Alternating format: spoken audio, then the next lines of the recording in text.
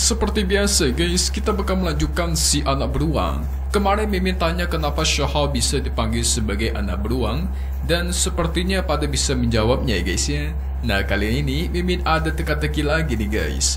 Teka-teki yang cukup susah untuk kalian jawab tentunya. Teka-teki ini akan menunjukkan apakah kalian penonton setia Perfect World atau bukan nih. Kalau bisa jawab berarti ingatan kalian super mantap. Nah, teka-tekinya adalah gimanakah Xiaohao pertama kali bertemu dengan Mao Qiu? Itu ceritanya kayak gimana guys? Kok bisa ketemu si Mao Qiu? Apa jangan-jangan kalian juga lupa sama Mao Qiu pula? Tulis di kolom komentar ya guys, Mimin tunggu. Oke, kita masuk ke part 176 Wame Shichi Perfect World episode 178-nya, dimana nanti kita semua bakal melihat Xiaohao akan bertemu dengan jenis lain dan bertarung. Mereka ini berasal dari negara surgawi. So langsung saja kita masuk ke intro ya guys.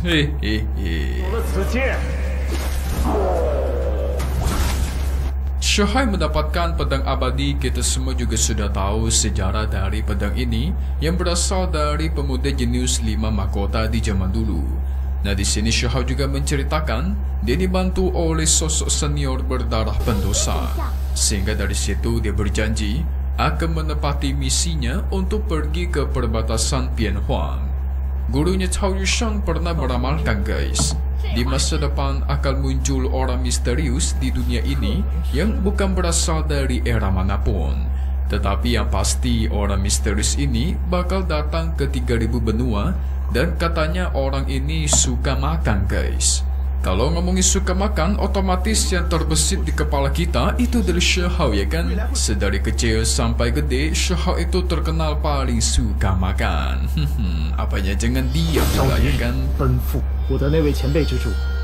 Tapi kata Cao Yusheng, gurunya itu emang rada-rada gila. Otaknya agak sengklek guys. Jadi Cao Yusheng menyuruh mereka untuk nggak perlu peduli apa kata gurunya. Cuma Mimin mau kasih tahu satu hal. Sebenarnya guru Cao Yusheng itu benar-benar hebat guys. Tapi ya ramalannya terkesan gila. Cuman ya itu pasti terjadi nanti. Kita lihat saja.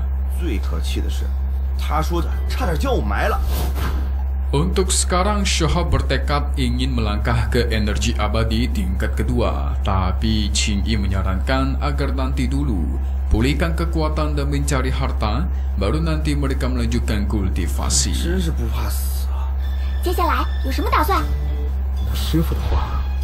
Mereka pun sampai ke medan perang kuno pedang tersembunyi.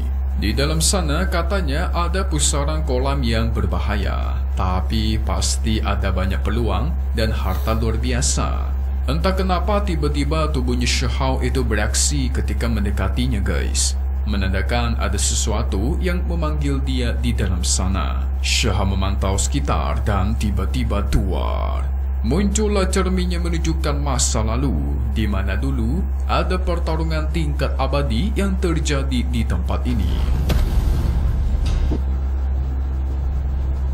Dulu katanya Sining Chuan juga mendapatkan peluang menjadi abadi.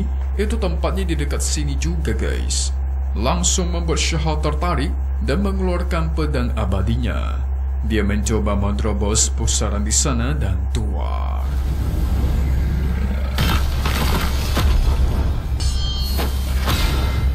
Aura abadi keluar dari pelindung kolam di sana yang mengartikan kolam itu terbuka. Singkat cerita, mereka pun masuk ke dalam. Tempatnya sangat kuno tetapi dipenuhi oleh aura keabadian. Di tengahnya duduklah sebuah tubuh mayat yang merupakan orang abadi dari era zaman kuno. Kita sebut sebagai tubuh abadi. Pantesan aja ruangan ini dipenuhi oleh energi abadi guys. Ternyata berasal dari tubuh abadi ini. Tetapi mereka mesti berhati-hati karena pancaran energi abadi yang tadi keluar ke atas langit itu pasti memancing para musuh kuat untuk datang ke sini. Sang batu dewa mencoba mengecek daerah sana dan dia menemukan ada formasi kuno. Untung saja Xiaohao tidak langsung maju tadi. Kalau tidak, bisa-bisa dia mati guys. Tapi belum sempat diambil, tiba-tiba muncullah sosok pemuda yang bernama Xue Ji. Dia sangat senang bisa menemukan tubuh abadi yang sesungguhnya. Suici mengusir Shahao dan teman-temannya atau mereka akan mati di sini. Sedikit informasi ya guys. Suici ini merupakan pemburu peringkat kedua terhebat di negara surgawi. Dan yang pertama belum ditunjukkan. Suici ini memiliki hewan peliharaan yaitu sosok harimau putih yang disebut juga sebagai harimau putih emas. Wah, nampaknya kuat nih. Nanti jangan-jangan Shahao menjadikannya sebagai sup daging harimau pula. Hehe. Cao Yushan meremehkan mereka yang cuma banyak omong, langsung membuat kedua bocah sombong emosi. Tapi entah kenapa, untuk pertama kalinya Shahao memutuskan untuk membiarkan mereka berdua lah yang mendapatkan harta ini. Jadi dia memutuskan untuk pergi dari sini guys. Tumben sekali bukan Lord kita melakukan hal demikian. Tenang-tenang. Shahao memantau mereka dalam kejauhan dengan mata surgawi. Pasti dia sudah memiliki rencana khusus untuk mengerjai mereka. Tidak mungkin dikasih begitu saja kan tubuh abadi yang super langka. Setelah mendengar ada ledakan di dalam, Shahao pun memutuskan untuk masuk ke dalam lagi. Oh, Mimi ngerti nih. Dia sengaja membiarkan mereka mengambilnya guys, supaya ketika formasi pembantai di sana aktif, mereka berdua lah yang terkena imbasnya. Nanti formasi itu udah hilang, Shahao barulah masuk. Hehe, pintar-pintar. Saat Shahao masuk, ternyata mereka berdua selamat dari formasi pembantai itu, tapi terluka parah. Tentu mereka mendapatkan pujian dari Shahao. Hebat juga kalian ya katanya. Shahao juga mengatakan kalau kalian tahu nama asliku adalah Huang, kalian tuh pasti gak bakal seceroboh dan sebodoh ini. Suici dan harimau putih auto ketar-ketir, tidak ingin menjadi musuhnya Shahao guys. Tetapi sayang, sedari awal mereka sudah menjadi musuh. Namun ternyata Suici sudah menunggu saat ini. Dia memegang tombaknya untuk menusuk Shahao dari belakang dan tuar. Pertarungan pun terjadi di antara mereka guys. Jadi sebenarnya mereka berdua itu pura-pura terluka dan memancing Shahao untuk mendekat. Oh, Shahao pun dikeroyok oleh mereka berdua. Serangan gabungan juga tidak berefek ketika di hadapannya Shahao. Semuanya dengan mudah Shahao hancurkan. Dan tombak Suici ditendang sampai menusuk tepat di dadanya. Wadidaw. Sedari awal Shahao sudah tahu kalau mereka berdua itu sebenarnya cuma pura-pura terluka. Selain akting mereka yang buruk, tubuh abadi itu juga kelihatan tidak tersentuh sama sekali. Yang berarti mereka itu tidak menyentuh formasi di sana guys. Ketahuan deh bohongnya. Harimau putih menerjang, tetapi yang dia incar adalah tubuh abadi. Dia mengatakan, walaupun aku harus mati, tubuh abadi ini tidak boleh Shahao dapatkan. Dan tuar. Formasi pembantai di sana pun aktif. Shahao tidak ada pilihan, segera kabur dari sana bersama dengan teman-temannya. Sementara harimau putih emas dan Suici meninggoy terkena formasi pembantai itu.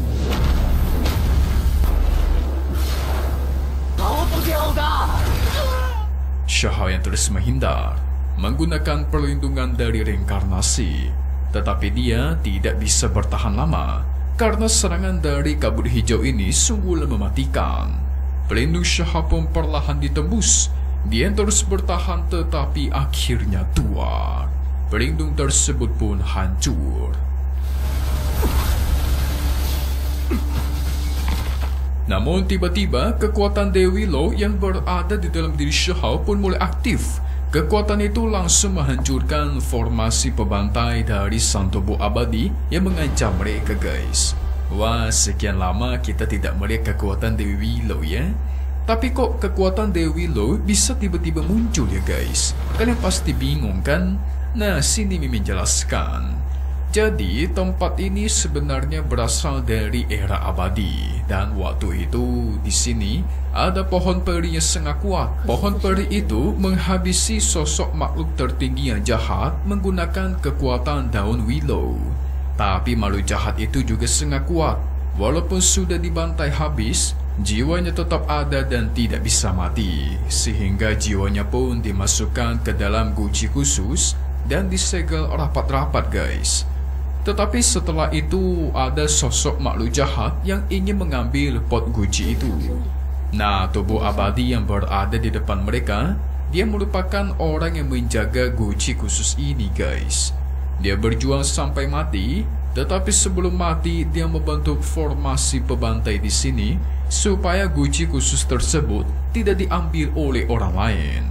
Tetapi jikalaupun guci khusus itu berhasil diambil dan dihancurkan, membuat sang jiwa jahat keluar dari guci itu, maka sosok kekuatan pohon willow akan bereaksi dan berusaha menghancurkannya. Itulah sebabnya kenapa ketika jiwa makhluk tertinggi itu muncul, yang kabut hijau tadi itu guys, kekuatan Dewi Willow yang tertanam di dalam diri Shihao itu juga langsung aktif untuk memusnahkannya. Seperti itu. Yang berarti dulunya pohon suci willow itu berasal dari era kuno ya guys. Itu jugalah yang menjadi alasan kenapa pas awal-awal tubuh Shihao bereaksi ketika dia mau masuk ke sini. Itu juga membuat dia semakin penasaran siapa sebenarnya Dewi Willow ini guys. Dia berkali-kali sudah menyelamatkan Shihao. Setelah itu Shihao mengambil sang tubuh abadi.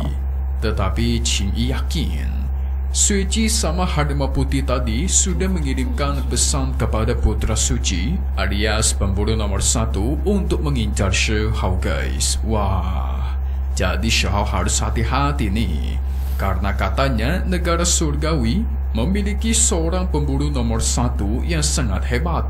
Dia memiliki teknik pembantai yang sangat luar biasa. Bahkan ke-10 juara mahkota itu tidak mau memprovokasi dirinya guys. Kuat banget dong dia dong. Tapi tetap saja Lord kita mah nggak ada takut-takutnya ya kan. Hehe.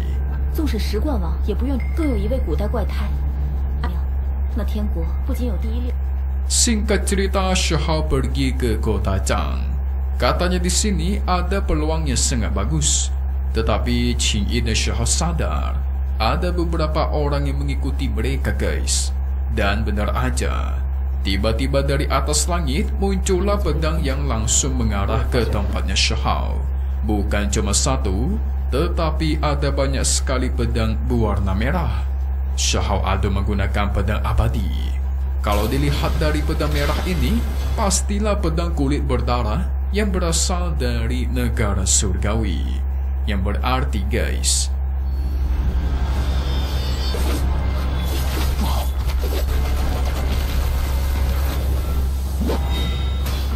pemburu nomor 1 sudah mengincar Shihao dan sudah mengetahui kalau dia berada di sini. Namun tidak lama dari itu, di atas langit muncullah sosok yang bernama Long Yu. Dia berasal dari Gerbang Jie.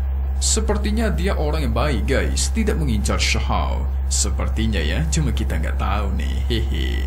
Nah, kalau kalian kepo apakah Shihao akan melawan negara surgawi nanti, langsung saja kita masuk ke bagian spoiler untuk part 177 One Mishichi yang akan rilis lagi di minggu depan. Oke guys, jadi nanti kita semua bakal melihat Shihao dan teman-temannya akan kembali ke kota untuk beristirahat dan berdiskusi. Benar saja kata Mimin kalau Long Yu itu bukanlah orang yang jahat, tetapi mereka mendapatkan berita buruk di mana berita itu sempat mengejutkan Shihao. Cuman isi beritanya kita masih tidak tahu tuh. Tapi nanti akan ada 2 sosok pemuda yang sepertinya cukup kuat. Mereka sibuk main catur Cina guys. Apakah salah satunya merupakan sang pemburu nomor 1 dari negara surgawi? Shihao dan teman-temannya akan melanjutkan perjalanan mereka ke sebuah gunung yang terdapat lembah di dalamnya. Nah, Shihao seorang diri akan masuk ke sana guys. Dan dia mendapatkan kekuatan guntur tambahan. Sekarang dia mendapatkan armor baru yang jauh lebih keren daripada sebelumnya. Tetapi ya guys, nah ini yang paling penting. Di tempat itu, dia merasakan ada sosok seperti jejaknya Dewi Willow. Wadidaw, apa jangan-jangan Dewi Willow emang dulunya tinggal di sini ya? Kenapa dia selalu muncul gitu loh? Atau jangan-jangan Dewi Willow memberikan tanda kepada Xiahou kalau sebentar lagi dia bakalan muncul? Bisa jadi nih.